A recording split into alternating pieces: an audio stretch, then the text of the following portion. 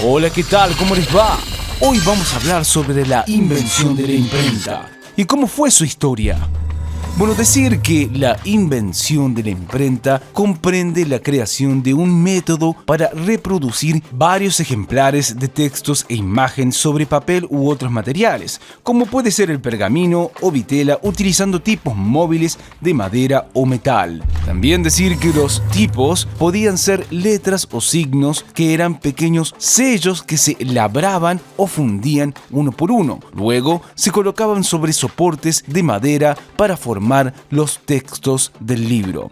Y por último debemos decir y agregar que la invención de la imprenta se atribuye al orfebre y herrero alemán Johannes Gutenberg desde 1398 a 1468, quien desarrolló la imprenta de tipos móviles en Maguncia, actual Alemania, entre 1435 y 1440.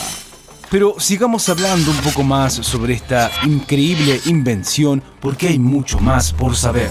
Porque debemos decir que Gutenberg contó con la colaboración de Johann Fuchs, que fue quien le prestó dinero necesario para llevar a cabo su proyecto, y Peter Schoeffer, sobrino del anterior, quien quedó al frente del negocio cuando Gutenberg lamentablemente no pudo devolver el préstamo. También decir que los primeros libros impresos con el invento de Gutenberg fue el Misal de Constanza en 1449 y la conocida Biblia llamada Biblia de 42 líneas. Y por último decir que de esta última, es decir, de la Biblia de 42 líneas, se publicaron 180 ejemplares a partir de 1455, 45 en pergamino y 135 en papel.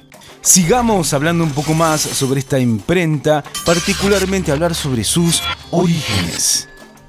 Bueno, respecto a su origen, debemos decir que antes de aparecer la imprenta de tipos móviles, la historia registra algunos intentos de impresión. Entre los años 440 a.C. y 430 a.C., los romanos utilizaron sellos para imprimir sobre objetos de arcilla. Pero, sin embargo, debemos decir que los primeros en imprimir sobre papel fueron los chinos. En el siglo X aproximadamente, se ideó un aparato en donde se insertaba de forma individual letras hechas de barro cosido sobre una plancha de madera. Después de entintar la plancha, los caracteres elegidos eran plasmados sobre una hoja de papel.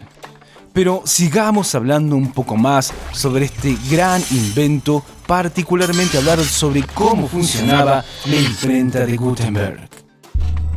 Bueno, primero decir que Gutenberg modificó las clásicas tablillas usadas para hacer impresiones por moldes de madera de cada letra del abecedario.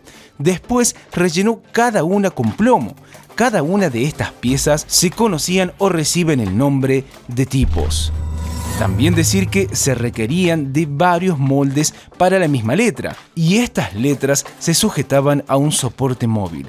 Como plancha empleó una prensa de vino que tenía un hueco donde se añadían las letras y dibujos. Y un punto a resaltar sobre su funcionamiento es que la rapidez y la resistencia que tenía esta imprenta la convirtió en un invento que revolucionó el mundo entero, siendo un increíble aporte a la cultura al permitir la difusión masiva de material de lectura que hasta aquel momento estaba a disposición de pocas personas. Sigamos hablando un poco más sobre esta imprenta, particularmente hablar sobre su importancia. Bueno, recalcar, como dijimos recién, que posibilitó la multiplicación de los libros hacia fines de la Edad Media y principios de la Edad Moderna. El invento de Gutenberg se difundió rápidamente y en pocos años se multiplicó la cantidad de imprentas en Europa Occidental. También mencionar que amplió el número de lectores potenciales al multiplicar la cantidad de libros y disminuir el costo que tenía hasta entonces. De esta manera, los libros se volvieron más accesibles. Otro impacto que tuvo esta invención es que el conocimiento comenzó a estar al alcance de una mayor cantidad de personas. Esto supuso una democratización del saber que la iglesia de esos tiempos y las monarquías habían controlado hasta entonces. También recalcar que permitió que los autores europeos del Renacimiento, es decir, poetas, ensayistas y filósofos, tuvieran la oportunidad de difundir sus creaciones, ideas y propuestas a través de libros.